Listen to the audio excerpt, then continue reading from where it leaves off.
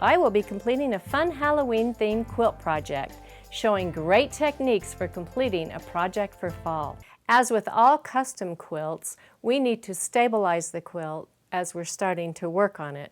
So I started with cross-hatching in the outer border, and then I stitched in the ditch between the smaller border and the body of the quilt, and then I went around and defined the different areas like the stars, the spider, the pumpkins, as I was stitching and continuing to finish the outside border. So now let me show you how I did that cross-hatching in the outer border, and then we'll continue with the rest of the areas on the quilt. I love the borders when they're in squares like this because I love the cross-hatching look. And this is a perfect border for this quilt because the rest of the quilt is so busy with all kinds of things going on. I just go from point to point, just in case the piecing isn't perfect. I'm sure this one is because my sister pieced it, but sometimes our piecing's not perfect, so I just go from one square to the next. And I'm just completing this part so you can see how fast and easy that goes. Just moving my hand around, and I just go from point to point, keeping my ruler 1/4 inch away from where I want to be, because that foot is 1/4 inch. Coming back here, now when I get down here, I'm just going to stitch up in this ditch right here, and I'll start here. And that will complete all of that cross-hatching. So each square gets an X in it.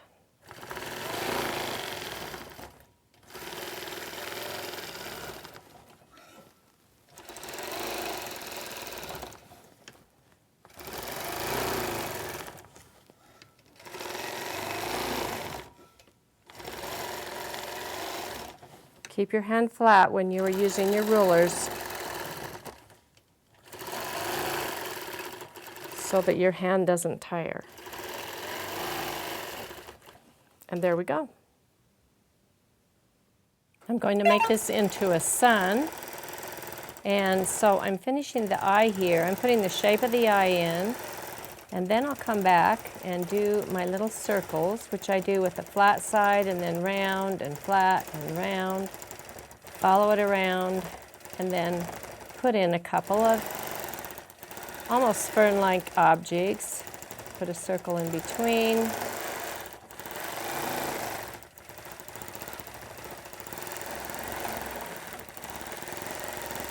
This is a fantastic eye. The idea for this eye came from my niece, Colleen O'Brien, and so she'll be pleased to see this on a quilt.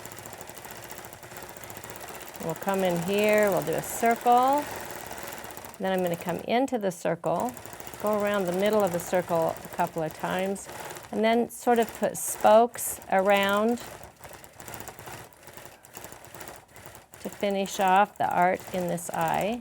The thread that I'm using is a jean stitch, which is a 90 Tex. Come over here with another little fern, kind of a feather. They have quite a bit of space between these feathers. And I had just very lightly outlined this with the blue lines. I don't stay right on them, but just to give me an idea of where I wanted the eye placement. There we go, and then we'll just come back on those lines. And we can stop right there. Now I'm going to jump up here, and I'm going to just take a stitch because I don't want to stop and start on with my thread. And I'm going to just come down here to give this sun some hair. I know that's not the usual thing, but it seems to me that she needs some bangs. And it's not going to have heavy quilting on it, but I like that on some of these quilts.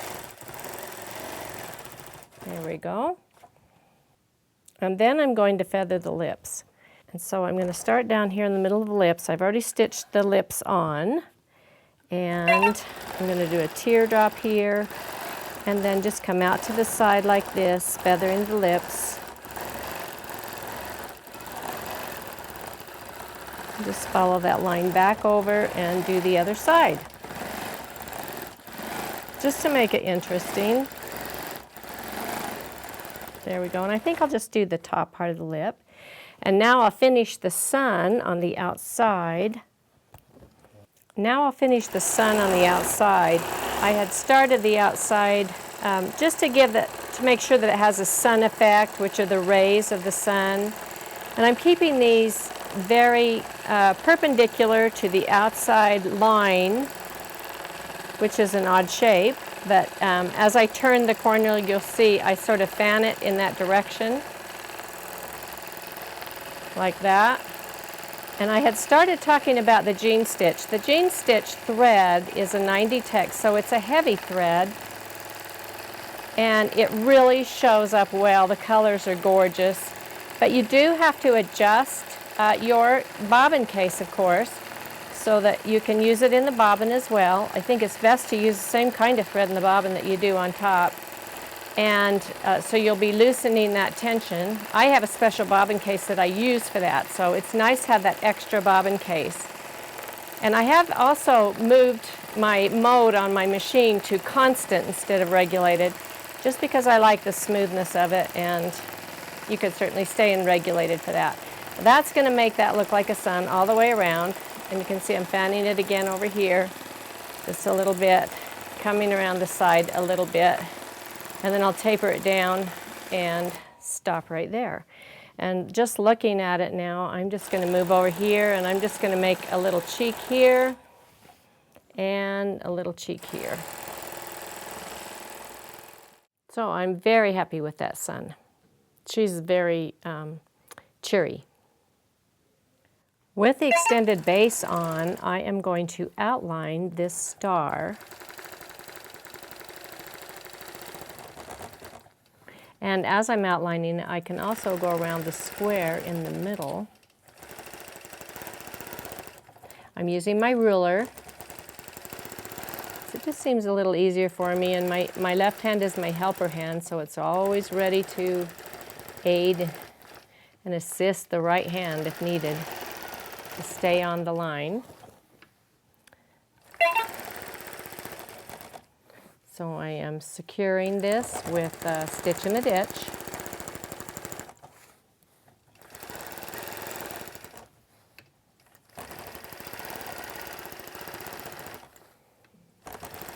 And right there, I'm going to come back here, and I'm going to do a pinwheel now in the middle of the square in the block.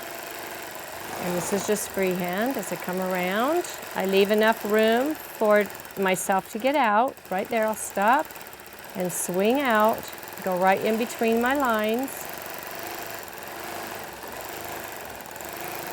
And then when I get into this corner, I'm going to do the continuous curve on the outer points here. So I just swing out about 1/4 of an inch and back into the point, swing out and back in, out, in. There we go. Now, I really wanted those stars to pop out of the quilt. So I'm going to do some thread painting, and I'll extend the thread painting clear out to the areas into the corners, so I don't have any extra fullness out there that I don't want to leave. And I will be fanning those out from these inside points and the outside points of the star. That's where I want to be straight out from the inside and outside points of the star. So you'll see how I do that. I will also change my machine to constant and speed it up a little bit. There we go. And these are just going to be a series of shorts and longs. So I do shorts and then longs, short, long, and I don't want that area left there, so I'm going to just come back and fill that in. Come clear out to where my other stitching is.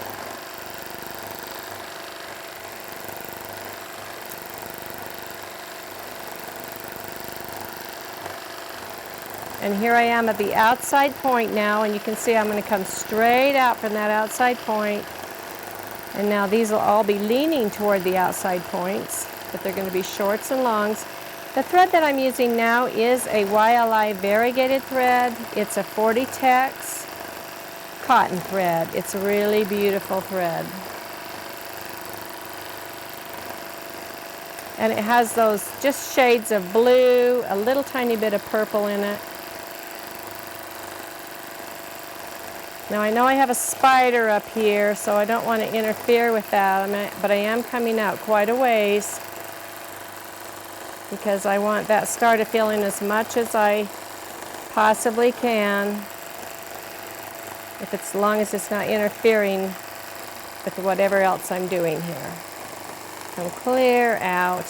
And this is the head of the spider, so that's as far out as I can go there. There we go. And again, I'm straight out here on the end of this point of this star. And I know I'm going to be putting legs on that spider, but they can go right over the points of these stars, so I'm not worried about that. I'll come right to the body of the spider. Here I am at the inside point now of the star, and I'm straight out, so now I'll start leaning the other direction. I like this thread painting because you can go back and fill in if you need to.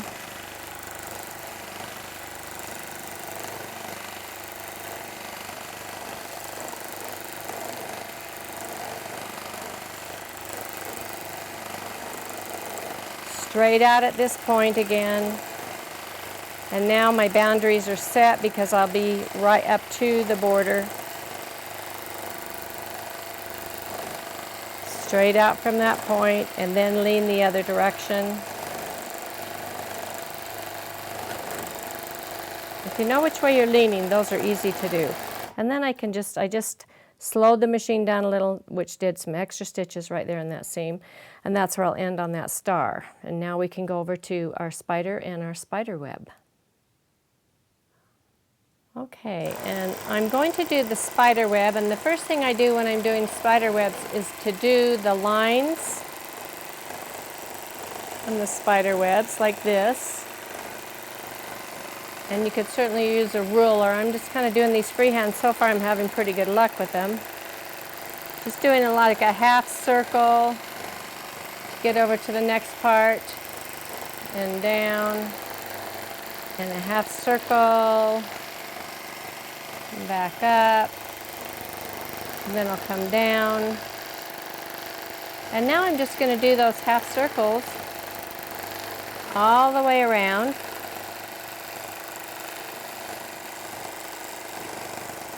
And then back again. And just keep filling that in.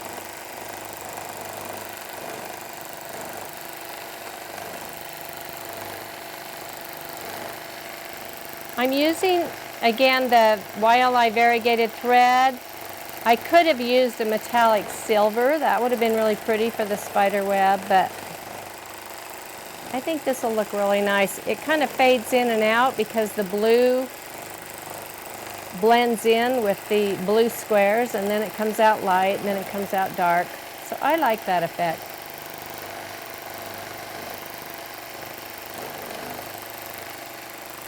And I'm doing this one-handed, trying to keep my hand out of the way. But you'd certainly have more control if you had both hands up there. Make sure you fit right on there and hit the places where you need to hit.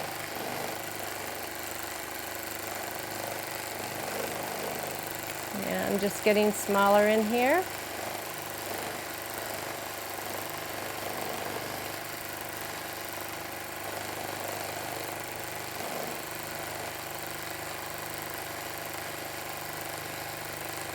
There we go. I think that I will bring a line out now and come right down to the spider.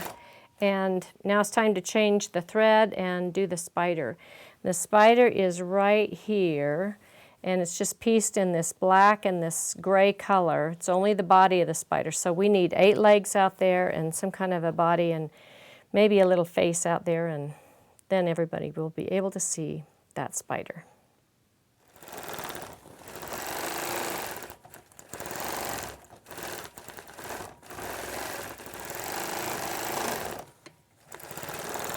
These diagonals, you really do need to have a ruler.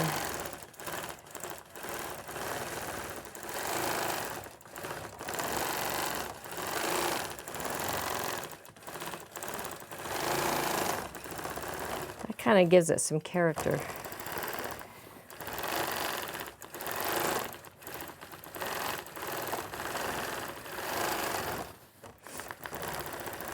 Now in the body of the spider, I think I'll just something to quilt inside, and I'm just doing this half, just coming down with some zigzags like that, and then do the same thing on the other side.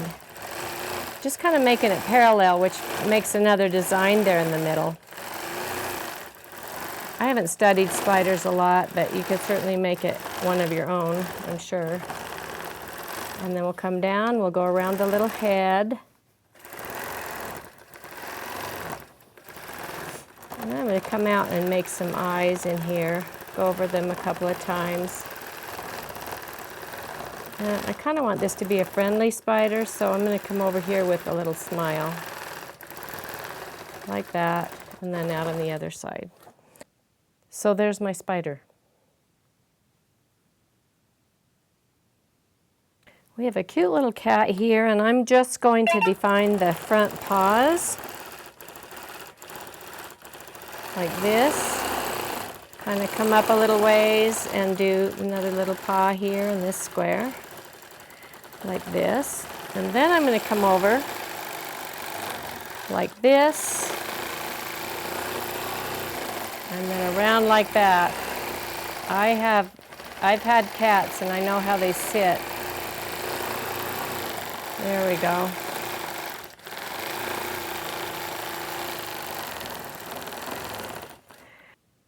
Now I'm defining the head from the body, just with a stitch in the ditch. I have already stitched all the way around the cat. It's already been stabilized. But now I'm going to put the whiskers on, and I think if we just put a cute little nose, like right there, and just kind of come down like this, and then some whiskers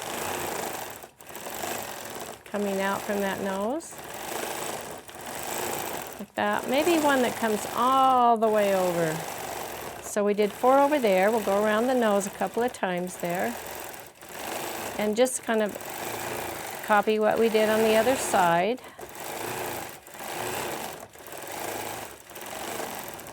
There we go. And now of course we need cat eyes, which are always shaped like almonds. And I'll just go over those a couple of times like that, and then put a round ball in the middle, and maybe just keep thread painting in there, and then reverse and come back out. And do the same thing over here. And you could mark those if you wanted to make sure they're exactly the same, if that's really, really important. Mine probably aren't exactly the same, but I'm okay with that. There we go. And also the ears. Let's see. I think I really am going to stitch in the ditch right here. Just kind of come over and maybe put a little curl in the ear like that. I don't know about your cat, but my cats had like all these little hairs in their ears as well. So, and this I think is enough quilting on the cat. I like that. Then of course I have to remember to come back and cut the threads where I jumped from one area to the other. I don't do that a lot, but on faces sometimes I will do it, or if it's in a small area I will do it. But you have to remember to come back and cut all the threads on the top as well as on the bottom of your quilt. To make the lines on the pumpkin, I need just a bit of a curve, so I've chosen to use the arch guide. And of course I have my extended base on, and you can see I just move my hands around where my machine is. And then I'll just go up a little bit, put my line right against where I had already stitched, and I will get a parallel line that is a curve. There we go. Just do little stitches up there. And I'm going to come down here now and just outline where I'm going to put this cute little eye.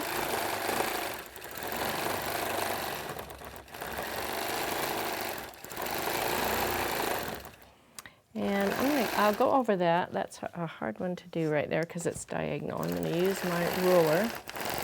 And I'm going to go over the line several times.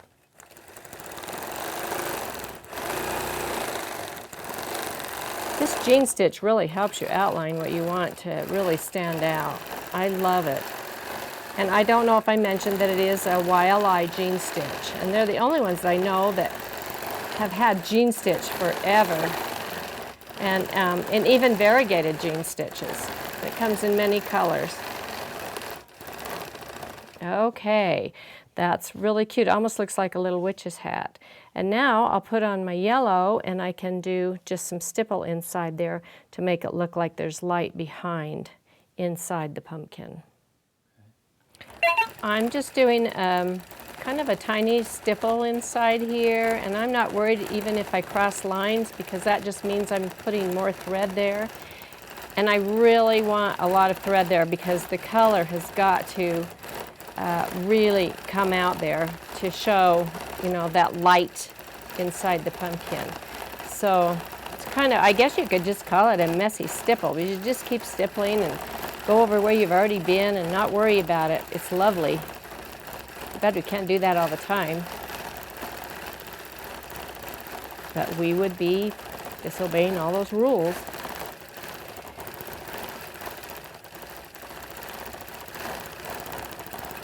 I have this set about 14 stitches to the inch.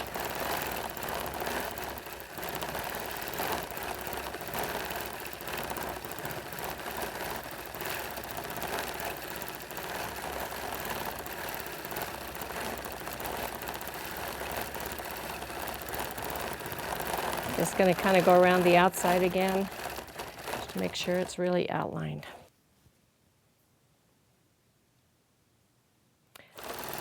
With this green, I'm filling in some texture on this stem, just with some ferns, kind of an S fern, a curve one way and then the other. And then I'll start coming down with the vines,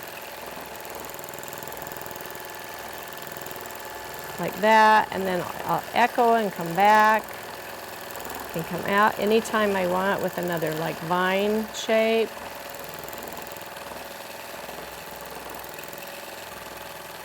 And I'll also start adding the leaves.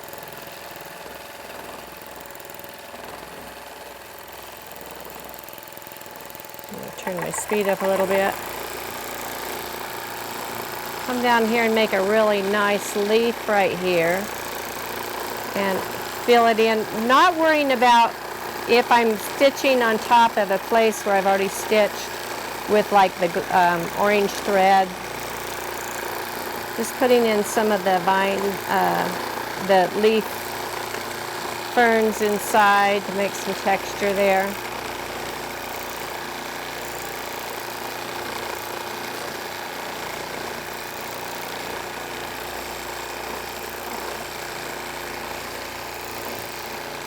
Put another leaf over here. Don't worry about the shape of your leaves because somewhere in the world there's a leaf that looks just like that. So I'm never worried about whether they look real or not.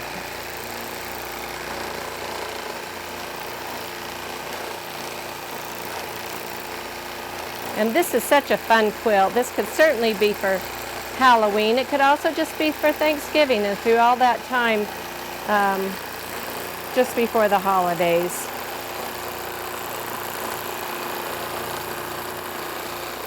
So we'll put our leaves in, and it's also adding a lot of color in here. On this orange is really pretty.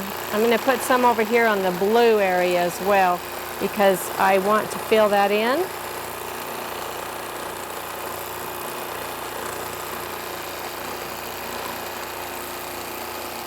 Maybe come over here and put a great big leaf over here.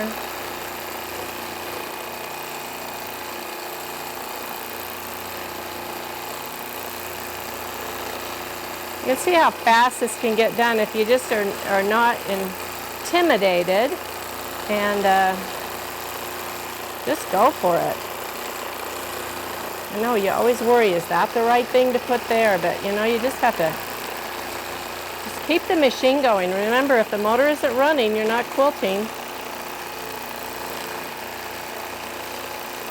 Winding the bobbin with the jean stitch, you don't get a lot of thread on them, so you run out quite fast.